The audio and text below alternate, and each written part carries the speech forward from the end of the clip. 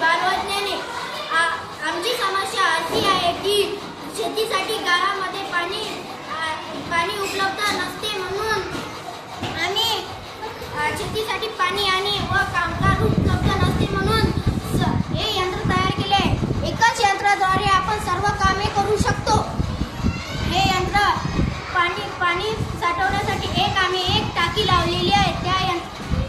या टाकीमध्ये एक सेन्सर पण लावलेले आहे. या यंत्रात हे सेन्सर आपले ओलावा तपासून ते टाकीतले पाणी प्रमाणात देते जमिनीला आणि